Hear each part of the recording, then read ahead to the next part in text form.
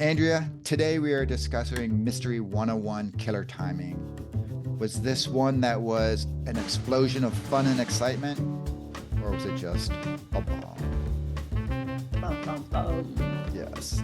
This is Eric, This is Andrea. and this is Hallmark Mysteries and And more. more. This podcast was created by fans for fans and is not affiliated with or sponsored by Hallmark or the Hallmark channel. Hello, Andrea. How are you doing? Well, I am back from vacation and we're recording on Labor Day. We are working hard over here. Working hard. So you learned your lesson of driving cross country with little ones to a place out in the woods may not be the best vacation plan. I mean, next time we have to just at least have ideas of like what to do with a 1-year-old and an 8-year-old. So that was our mistake of being 15 minutes away from the town up in the mountain. And then you have to add on drive time on top of that to get to an event. So, but it was still lots of fun. But we could have done that up in like northern Minnesota versus driving 16 hours to North Carolina. Well, you don't have mountains in Minnesota. You could find a Well, no, lake, I but we guess. have pretty well where we were. You're up in the woods. Like we didn't have, the view of the mountains per se. We were Okay. in the mountains, but we were looking into trees from our deck. It looked very So pretty. it was. Our place in Georgia was gorgeous. We were up on the mountains, and that had amazing view with like just windows all on one side of the little Airbnb. So highly recommend that place if anyone is in Georgia. And I don't know what it was called, but that was your vacation versus my my trip driving across the state of Ohio, which is not exciting and beautiful and everything. So I would choose to go to your mountaintop Georgia vista than drive through Ohio. But so be we did it, not so be drive it. through Ohio. Well, we are going to Uh, be talking about one of the fan favorite mysteries. So this is the movie that everyone voted on was their favorite from Mystery 101, Killer Timing. And I have not watched Mystery 101 since they originally aired. Like this is not a movie I necessarily go back and binge on when it's on. I don't necessarily watch this one. Wait, And do so you I, do you like avoid it though? Like so when because it's a marathon at least once a no, month. You're not like just on a Saturday just having it on background? no, I'll usually skip it and put Oh, on Murder She Wrote on Peacock. of course. Okay. So no, I don't. Like this is not one that I normally am like, oh, let me just pop into an episode. I think probably because the ending movie I had not watched. And so I actually watched 3 of these episodes just to kind of get myself caught up, kind of like I did with crosswords, to remember, okay, what is kind of the main plot points throughout. Obviously, we know Amy and Travis, but all of the things. And so um I have some thoughts on this one. So let's dive in. Here's kind of the recap, an escaped serial killer had an attempt on Travis's life after, we need to edit this one again.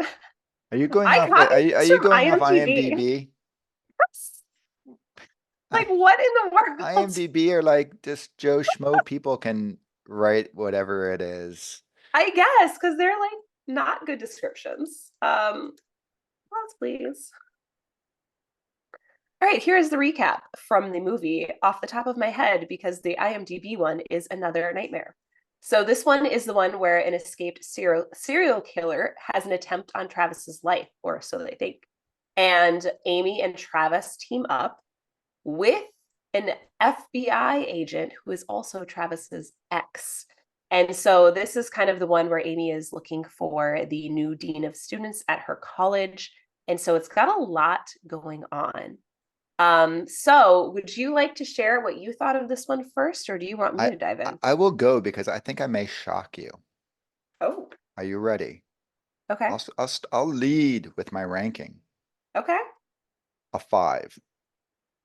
I I'm not think shocked. this is just maybe it's definitely one of the apps. Obviously, it's a 5, so where do you go up, right? But it is my favorite, first of all, Mystery 101, by far. And I think it's just one of if you just go episode by episode across all the mysteries, on Hallmark, it is probably one of the absolute best mysteries just out there. And what kind of makes it that way is, Question quick. Did you read yes, my notes? I legit wrote the exact same first sentence as you just shared. oh, Same no, exact thought. I did not, I'm not an IT guy who hacked into your computer, which comes into play. It does. Um, but if you look at it, it's essentially four mysteries wrapped into one. You've got the Wolfman going on, you have the Goths, you have the Mummy, and you have the IT dude. And you don't really know what the mystery is. So, as sleuthers, you're trying to solve it. But what are we solving? You don't really, you're like, oh, I think this is it. But then it turns out, oh, wait, is this the mystery? No, that was just setting us up. Is this the mystery? And I just found the way that all four of them worked so seamlessly together was just brilliant writing. Um, of course, I'll go to, I'm pretty, I think, vocal is I think Christopher Plaha is the best actor in Hallmark, and Jill Wagner is right up there with him. She's just as far as if you just want to go like pure talented acting ability, I think she's way high. And then you bring in Erin Cahill as Kate.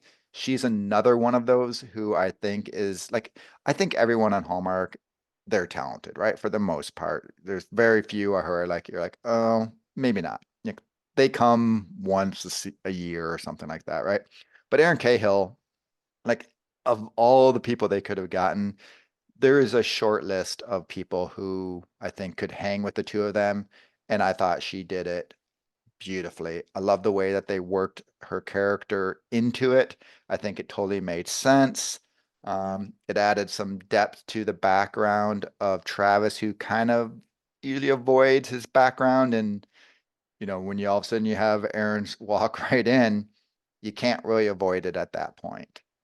A couple scenes that I really loved in there were with Amy and Kate when Amy, is like, "Oh, you can come spend the night at my house," which she kind of does a little begrudgingly and puts her in. And then Kate tries breaking the ice with like, "What's going on with you and Travis?" To which Amy pretty much blows it off. And then she's like, "Oh, humor, that's a good way to deflect, you know, things." And then Amy's response is, "So is good night," and then just leaves. I thought that was absolutely like just, no, I am not talking about this with you. I am out of here. But then obviously they sort of warm up to the two of them, and I just like the way that Amy and Kate uh interacted together. And I thought that Kate reassured Amy, you know what, don't worry about his past. At least as far as I'm concerned, I am not an issue. Everything is good. Keep moving forward. Um, Other things I liked about it was like and there's a little forecasting of what's coming. We have a really good trivia today, but like the explosion or when they're getting shot, it's like, or a call coming in. It seems like every time they were about to really connect, something happened that interrupted it, um, a la killer timing, right? But I thought that was once again getting into the writing of the mystery that just it just is, it's that whole proverbial onion. There's so many layers to the story. I also a couple other things. I love that Graham knew who Kate was when Amy, I don't think she knew, but Graham was like, you know who Travis's ex was, right? And her name was Kate. And it's kind of like that light bulb goes off for Amy, which I liked that scene. Um, and then also I loved the little thing right at the end when they kiss and everything, and Graham calls and Travis just mutters, "He's got killer timing." I thought that was just a brilliant way to work the title into the whole movie. And then the last thing I'll say, it may be a trivia, it may not be, but as you said, Amy is in this one trying to, she's been selected to help out because the person who was supposed to be selecting the new dean was in a ski accident. So they asked Amy to run the process. And so she's supposed to interview all the different candidates. And from previous issues, which you may re remember, it's I think Professor Monk and Minter. They were supposed to actually come back and interview as candidates to do a little callback to some previous episodes, but turned out to be a little too much to fit in the episode, so that was cut out. But that would have been kind of a fun little callback to some previous episodes there. So, but all in all, like I said, I just think there's so many layers. It was so well written, so well acted. It was just a great, great episode. So, what about you? It sounds like we're going to be pretty similar based on your saying I stole your first line. Yeah, I mean, what am I supposed to add to that? Because that was a great recap and basically how I felt as well. 5 out of 5. And I wrote this might be one of the best single mystery movies in a series that Hallmark has done. Like that was my first line because I completely agree. The multiple twists, but they were all connected. It had you guessing, at the end when, Amy and Travis are in her house and you're like, oh, everything's solved. But there's still a little time left. So if you're a regular Hallmark, sleuther, you're kind of like, this is a lot of time, like 10 minutes is a lot to kind of build. And so you're like, is it? This is it. And then, they have the gunshot and then there's one more layer to this. And so I think that those things were great. I mean, just great writing and just how it all kind of came together.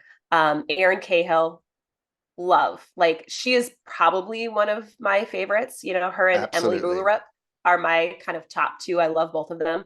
And so having her come on, she's wonderful. And I think those dynamics played really well. And it showed Travis like his face I watched after he was like, oh, you two, oh geez, did you talked about me? But like Christopher Plaha played it just so perfectly. Like he didn't play it like he was like overly concerned because there was nothing to be concerned about, but he didn't play like, oh, like I'm not like a little concerned. It was just like the Yeah, perfect expression.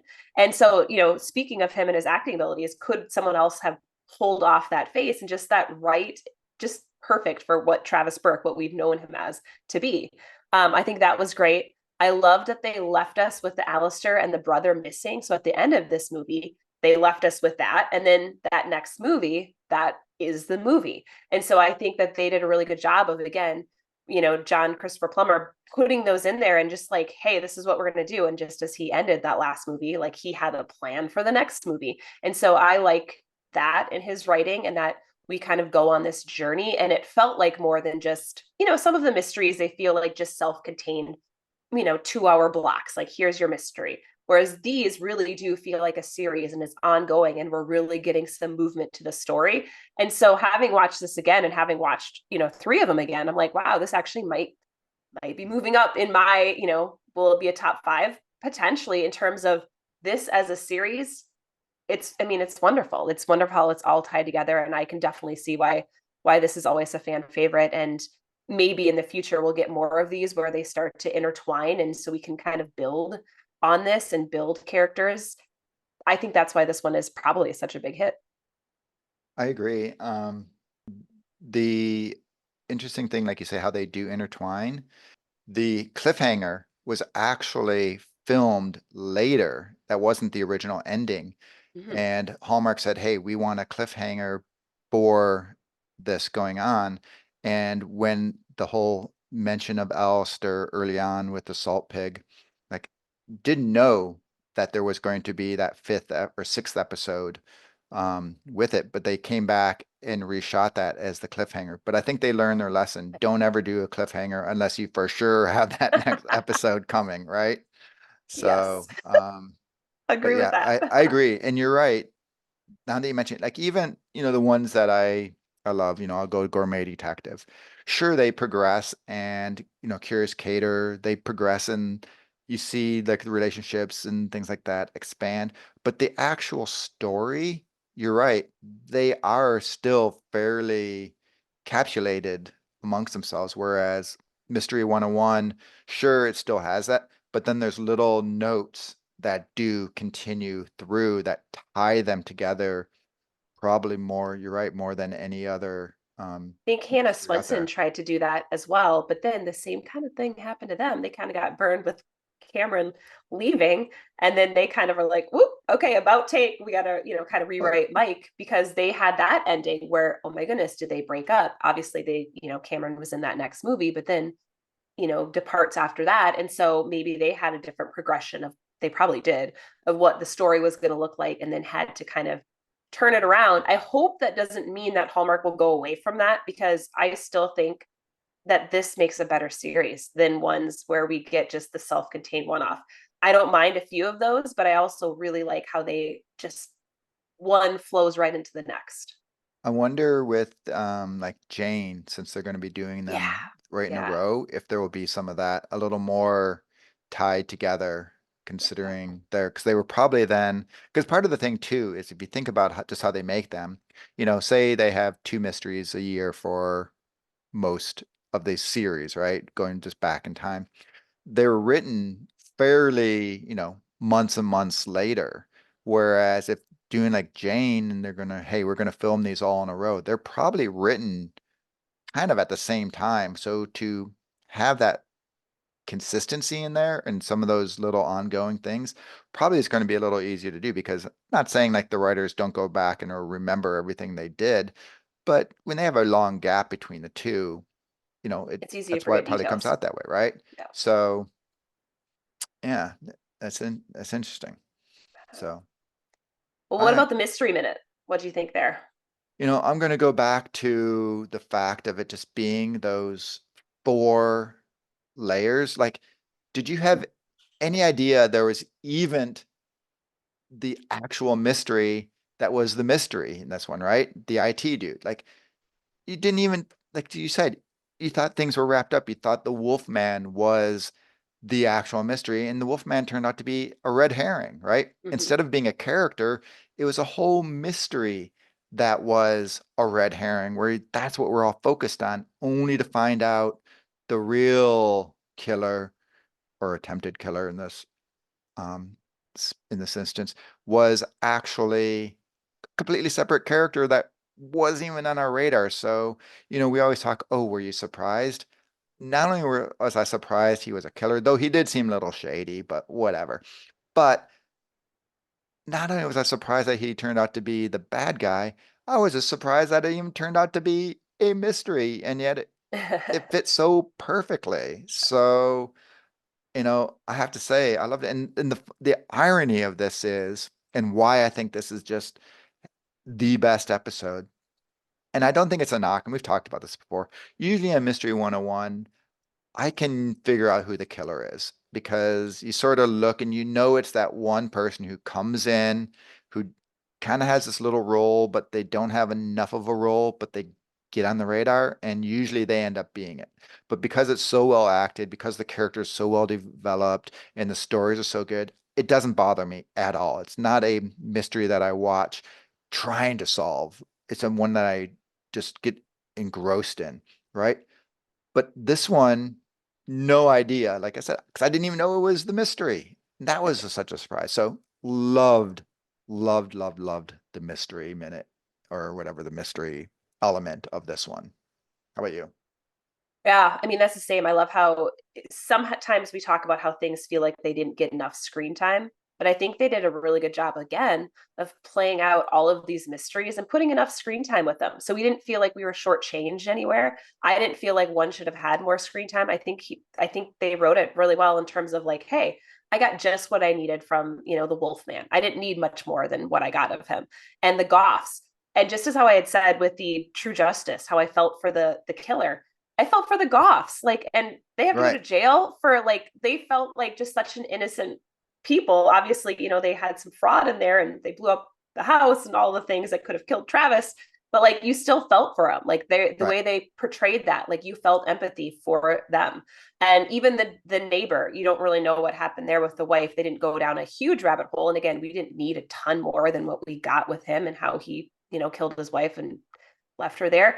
Like, I didn't necessarily feel empathy per se, but I didn't like I didn't think of him as like the worst human ever. Maybe I should. But again, that's the way he played it. And I think he played it well because it was years and years ago. And so I think that those all developed, really nicely in terms of like, hey, I felt something for those characters where sometimes you feel, just as we've talked about, I think it was Jazz Ramsey, where you're like, I didn't feel anything for that teacher, where, I mean, Right. nothing that would have drawn me to her, where it, obviously we can, like, this guy committed murder years ago and I still felt something for her where I felt nothing for that teacher. So that can show, I guess, in the writing and the way that they portrayed it. And he had less screen time than we had with the Jazz Ramsey, element with the mystery. I mean, that just shows you too. Think about it, that they told four stories in this one. And to your point, they told them completely and thoroughly, right? And some of the other mysteries, we complain that with one, that somehow they're not able to completely tell that story and tell those characters. And in this one, and it's up to say, oh, well, it's the fifth, so they don't have to do as much background. No, it still was building on things. And so you can't just rely on it being like, oh, those was already previously established.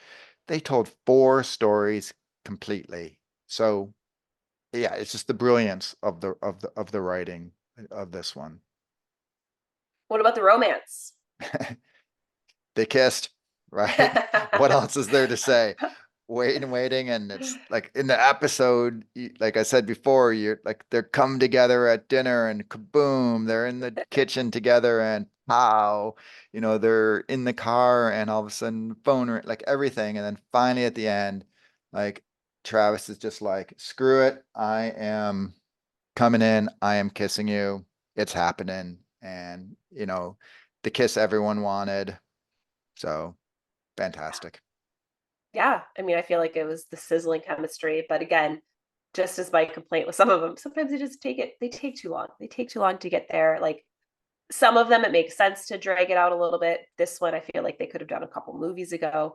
But when they finally did, awesome. But then again, you have one more movie with them, and then we cut it short. So I think that's also why people probably feel that hurt of like, we just saw them get together, and then we got the door slammed shut. So we didn't get to see it go from this to anything per se.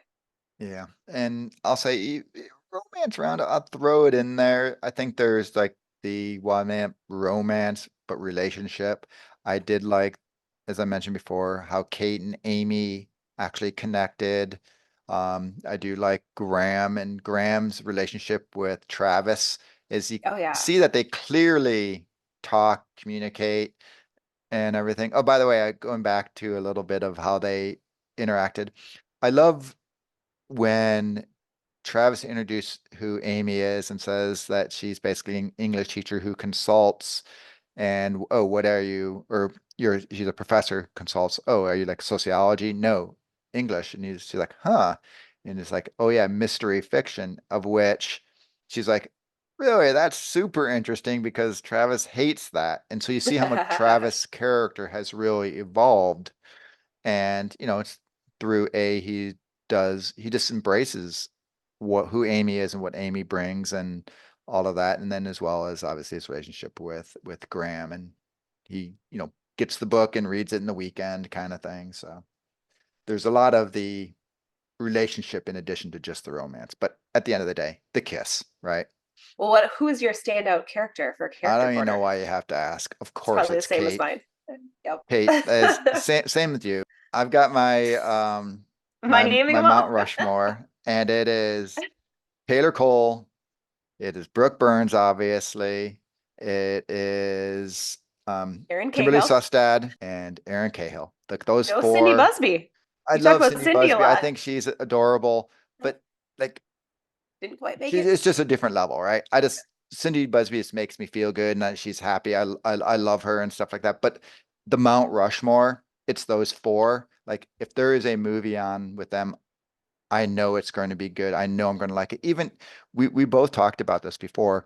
Erin Cahill, when you go back to what is that birthday or not the birthday, The the bedtime Christmas, stories.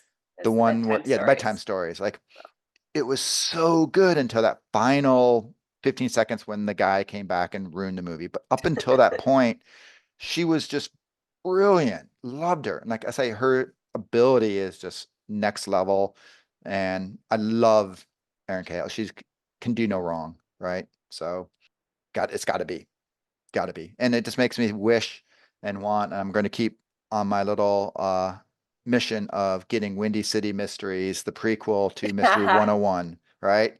Going back to when Kate and Travis were married in Chicago. He's the tough cop and she's the FBI agent trying to make it work. I think it's such a good story. So it's my mission to get that produced while it's still somewhat relevant. Well, Erin Cahill slash Kate is also my favorite in this episode. And I have like the reverse of what you want. I still think that, especially after watching this, I'm like, her and Travis have great chemistry. They still are on friendly terms. Like, I feel like she saw that he evolved. So why don't they do like a Mystery 102 and do present day? Like, hey, they got back together. They can move back to Chicago and do It's it there. the But hate, the hate. The hate. what? I No, think it's a good idea. no one would ever forgive Travis for leaving Amy. Mystery 102. Let's go. He can't leave Amy. It's got to go. It's got to go before. No, people I would mean, we know that's flip. not going to happen. So let's just keep it going and just go into Chicago and they get back There together. would be death threats if Travis left Amy. I feel like people would enjoy this. Mystery 101 fans, come on. No, no, not happening. Fine, fine. Well, here's my trivia because I know we have a little segment after this, but I will share my quick trivia because they mentioned Minnesota in this movie, which I was pleasantly surprised at. So that's where the Wolfman was shot and killed. They said it was in St. Joe's, Minnesota. We don't have a St. Joe's here, but we do have a St. Joseph, and that's where St. John's College is. So they were very close, like just a quick St. Joseph. They would have nailed it. So that was my trivia. Now this is Interesting. way more fun trivia that we have coming up now. All right. So for my trivia, I decided rather than me go ahead and hop on the Google or go to IMDb, which as we talked about IMDb at the beginning of this, sometimes it's not always the best source. I decided to go to the actual source. And here is Jonathan Christian Plummer giving a little insight. Okay, so when we do our trivia, we always, go ahead and get on the Google, go to IMDb and come up with some, interesting facts. But today we have none other than the author, John Christian Plummer. How are you doing, John? I'm great, Eric. So cool to be with you again, as always. Yes, it is fun. You do hold, I think at this point for sure you hold the record for most appearances. You also have the record for our two highest listened to episodes are both yours. Oh So man, we greatly appreciate that's great. Hey, I greatly appreciate appreciate that. it. Yeah. But so one of the things we do is we like to, come up and share some of this trivia, some of the things people may not have known about the movie. And Hmm. who knows more about the movie than you do since you wrote it, right? Yeah. Well, maybe the prop master too. They know a lot too. But anyway, all the crew people know so much. But yeah, I guess I know a bit. All right. So first, you've told me that there's a little story behind the salt pig because it is a very random thing that just pops out. What do you got going about that Yeah, salt well, pig? so that was really fun because so the salt pig, we got a salt pig. My wife and I, my mother-in-law came back from a trip and gave us a salt pig. Just like what happens with Graham, who brings Amy the salt pig from her uncle, which then comes into play in the Correct. subsequent film. And that's just sometimes there's just like a throwaway line that ends up turning into an entire movie, which is really fun when that happens. And this is one of those cases. But anyway, my mother-in-law brought us the salt pig, and I was like, "What is this thing?" And she's like, "I know, but you put salt in it and you leave it on your counter, and it's really easy when you're cooking." I was like, "Oh, okay." And we ended up. It is really useful. It's super useful. But then when I was starting to think about what was going to take place, I thought, oh, this would be fun to use as a weapon, to use salt as a weapon, basically. And yeah, so that's how that came about. But without my mother-in-law giving us that gift, that never would have been in the movie. So Love it. yeah, I have a salt pig. They are very handy. they're great. And They're now that really I know great. And they're especially when somebody's trying to kill you right. and you need to throw something in your face and you can just easily grab that salt and do it. Yeah. I do, but mine has a lid on it. I have to get an unlidded one so I Oh, can get no, to it yeah. quicker. Well, Yeah, you that's got a quicker fine, but access with for when self-defense. if there's a guy there with who's, got weapons, you need no lid. So, All right. I love it. All right. Another thing we have talked about are names mean something to you. You put a lot of thought into your characters' names, whether they be main characters, secondary characters, whoever they are. And sure. I know you're a sports fan. I'm from Detroit. You're a Rams fan from, in the day. So there's Hmm. a certain pair of characters who do have a Yeah. name that means something to you. How did you Yeah. come around with the Yeah. names of The Goths. the explosion Yeah. couple? Yeah, the explosion couple, the Goffs. Right. So they're named after Jared Goff, who was the former quarterback drafted by the Rams. Not We weren't super pleased with Jared when he was the Rams quarterback. There was a lot of frustration in my household around Jared. My son is really the big Rams fan because he's born in LA. And so yeah, it was a bit of an homage to Jared, who, by the way, in all fairness, is really doing great with the Lions. And I think, part of it was he just needed to mature, and part of it was he plays better in a dome and, lots of things. But anyway, yeah, I wanted to name these people who are kind of half smart, they're half clever. I thought Goff would fit for Well, them. he is the one back in his LA days where didn't he like have the thing about it was surprised that the Earth revolved around the sun and not the Yes. way around. Yes. So yes, he is I not mean, known for his he did go to mental. Stanford University, apparently, No, he took went to some classes. Cal. Yeah. Oh, Cal, even Cal. worse. Yeah.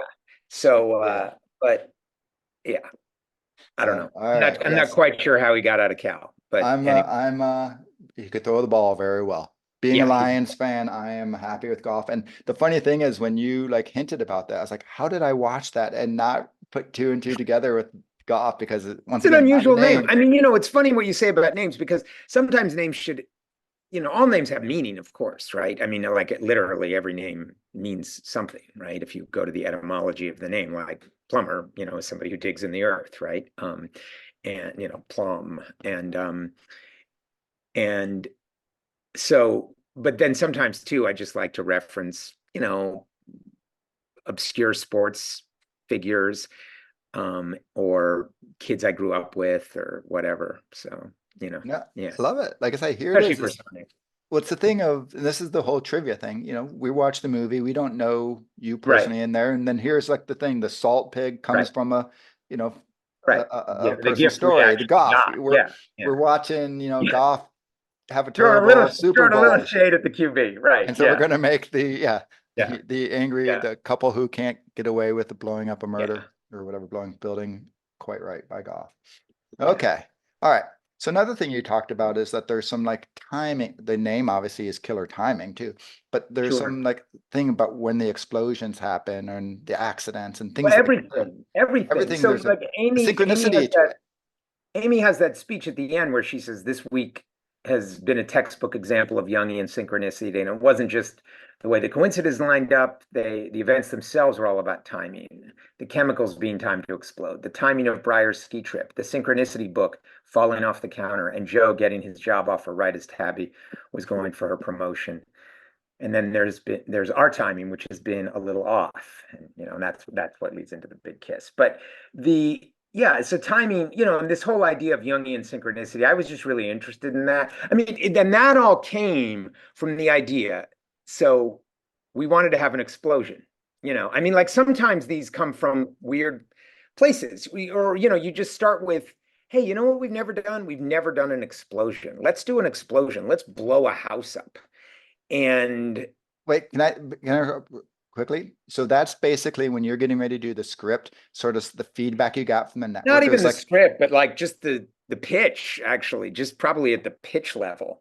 hey, we want an explosion. I love it. Yeah, like let's put I mean, this is something Christopher McQuarrie talks about a lot. If you listen to him talk about the Mission Impossible movies that he writes, where oftentimes they'll find a place and then they'll say, we got to write a scene to film in this incredible venue. And, or, like we've never had Tom do a halo jump. Let's do that. And we'll figure our way to that. And so this was sort of like that, where it was like, let's blow something up, but let's also not just have it be, background noise. Let's have it be consequential, and let's put Travis in danger. Because that's the other thing. I mean, from a storytelling standpoint, and we were talking about this earlier off mic, is that it can't be the same thing every week. I mean, I think part of the reason Mystery 101 is so popular and so beloved is because we actually don't do the same movie every time. It's not, you know, the cause of death, the means of death, the culprit, even the structure, like this one with a 33-hour time jump backwards. I love that. We hadn't really done that before. And so we were always, and I'm still working this way, always trying to shake things up and not give people the same exact experience. So that's part of where this let's blow something up was born out of. But then also it was like, well, what if Travis was injured in the injury? Because that's something you also want to do is, this guy who's always been so strong and so right on and so there, what if you put him in the hospital for a couple acts and, he's on his back foot? And that does, and then we had teased the Wolfman in a previous episode. And again, that was just a throwaway line. And it was like, hey, what if that thing that he talked about in the car in that other episode actually is what this whole new movie is all built around? And so anyway, that was another big change, was taking Travis out of Garrison, which we hadn't done up to this point. They'd always, well, that's not true. We'd taken him to Seattle, but we hadn't taken him back to the past, Right. which of course is how Kate got folded in. And again, this was part of his backstory from the first movie when Amy notices he doesn't, he's removed his wedding ring because of the tan line on his ring finger.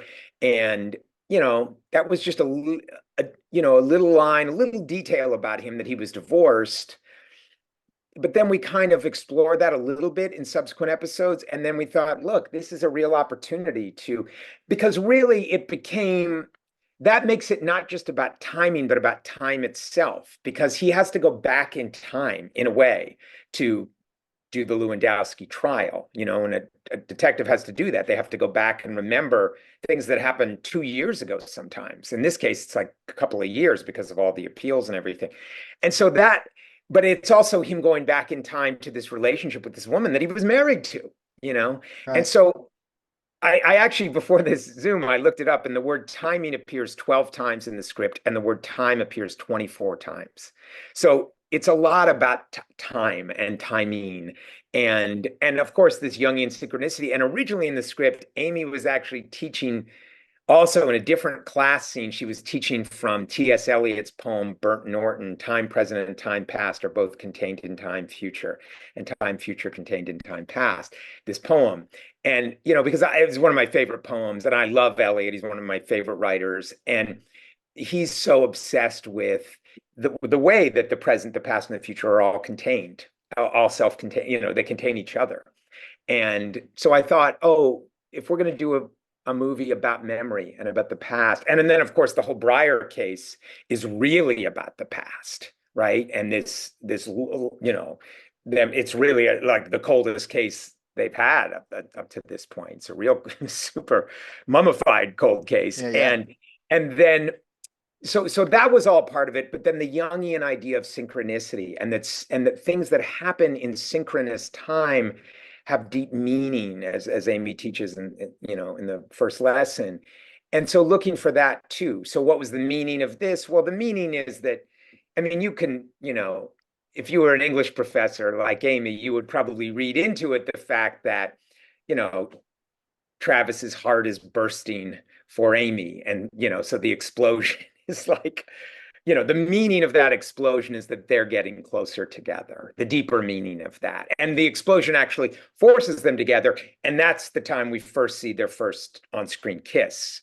Which follows the explosion. That's his immediate reaction, and coming out of this concussed state is to kiss her, which of course is, what he truly feels. And so that's kind of like the second explosion, and the one that doesn't hurt anybody. So the literal explosion, and then the metaphorical. Yeah, and then the romantic explosion. Yeah. Right. Yeah. Love it.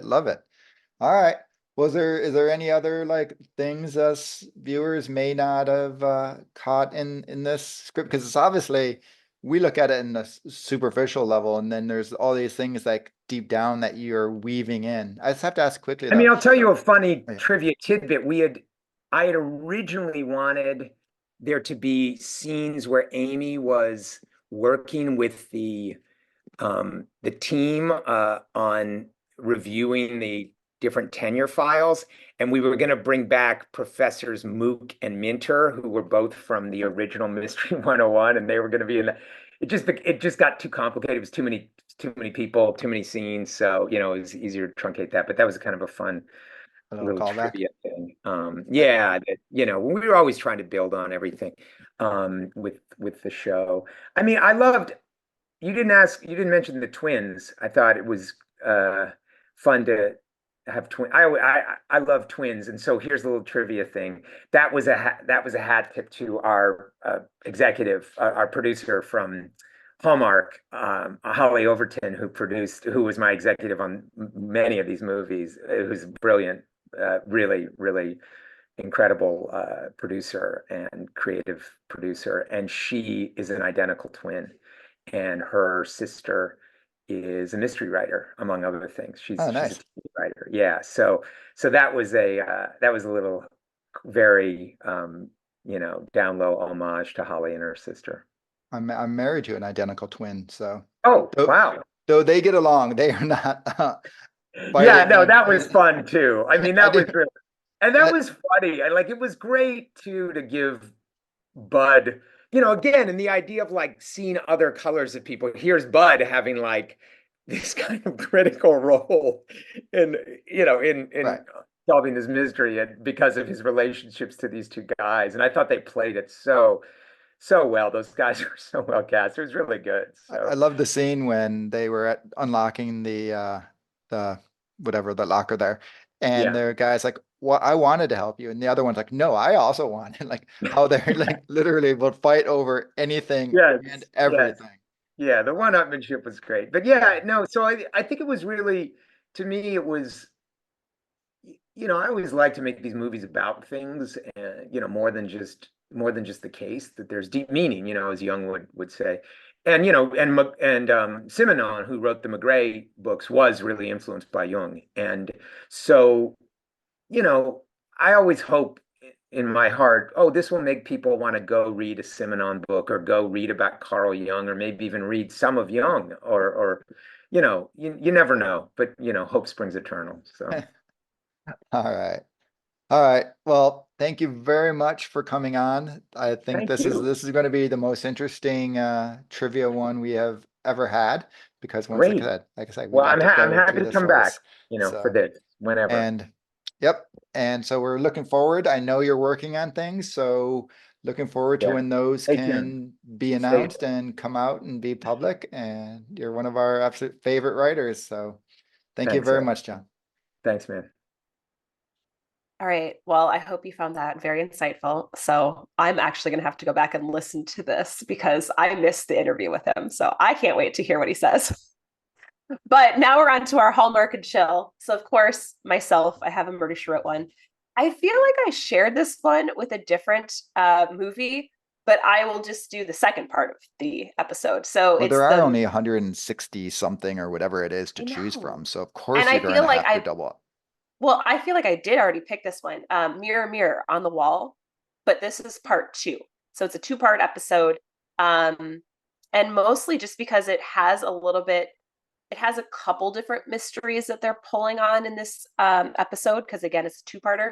So that's why I found a little bit of similarities. Otherwise, that's about the only one that kind of came to mind for Murder She Wrote. So I was going to think of a different one, but I really try to do whatever kind of hits me right off the top of the mind. And Mirror Mirror on the Wall Part 2 is what came through. All right. What do you got? What do you got? Well, I went over to England. So I know that um, John's really inspired by a lot of British mysteries and Agatha Christie. So I would say and like I say, the layers in this one, it's just very Agatha Christie-ish to me with the deception, the turns, the unexpecteds. So, just go over to BritBox or Acorn and choose a mystery and watch it. And I think you'll get a lot of the same. No, well, it may not be the same exact type movie. You'll get sort of that whole complexity of mysteries that we don't always get um, over here.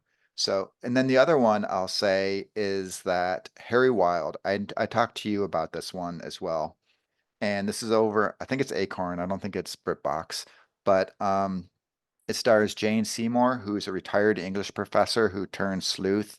And so you got the Amy thing with being the English professor, and then Jane Seymour's character Harry Wild. Harry is her, Harriet. But so you get a lot of the same aspect there. So you get your little literary sleuth thing going on, and it's a great, great mystery series that I would suggest if someone wanted just to do the on a long weekend or something like that. Get do the free membership and just binge it. You won't regret it. Well, heck, if you're on Acorn, I'd binge that and Agatha Raisin. You'll probably end up signing up because those are both just completely fantastic. But once again, a Hallmark and chill that follows along the lines is, I would say, Harry Wild. Well, fan corner, I don't really have much just because this is the one that everyone voted on. So, I mean, this is clearly a favorite. So I didn't even want to do a survey because I Was knew there, what everyone. was the second one? It was the education one. Okay, so I think that's the one right before this, if I'm not mistaken. I think so. I watched that one as well, and I don't remember the full title, but it was the education one. And then I think the I think it's next one an was education and murder, if I'm not mistaken. yes. And then the third place vote, it was very close to education, was the last movie. And I feel like that didn't get probably as many votes just because of the ending itself and that it left us hanging. Otherwise, that might have gotten more votes. But again, having watched this, I watched that last one again too. I just feel like this mystery is just so solid that it's hard to compete with. So that's what you So, did. You watched the one before and the one after, and then this one. yep. Okay. Yep. So those are the ones that I watched. I mean, there is a Murder 101, which I really am trying to get Eric to review. So in case anyone's ever looked on the app, Wait, which is is that? with it's Dick Van Dyke Yeah, yeah. and Okay, his the old. son. And so if you haven't watched those, they're not on anywhere. Sometimes they'll air them on the Mystery Channel, but if you do get a chance, I would give those a go. I find all four to be, they're fun. I mean, they're an older Dick Van Dyke. I think these are one of his last like full where he's the star of anything that he's acted in. I really enjoy them. They don't follow Diagnosis Murder, so I went in watching them thinking it was going to be similar. They're not. He actually is a college professor, so they're not quite the same, but they still have his son in it, and then I think his grandson is in one of them as well. So they're kind of Okay, fun. fair. And you Yeah. said they're not on the app though. They're not right now, no, and I haven't seen them air on the Mystery Channel in quite some time. But I would give those a watch if you ever see them on Murder 101. All right. Well, how about if we see him on, I'll watch it and then we can review it. That And would review. also be my Hallmark and chill though too, because again, he's the professor and his son is the law enforcement. So we got somewhat similar vibes there.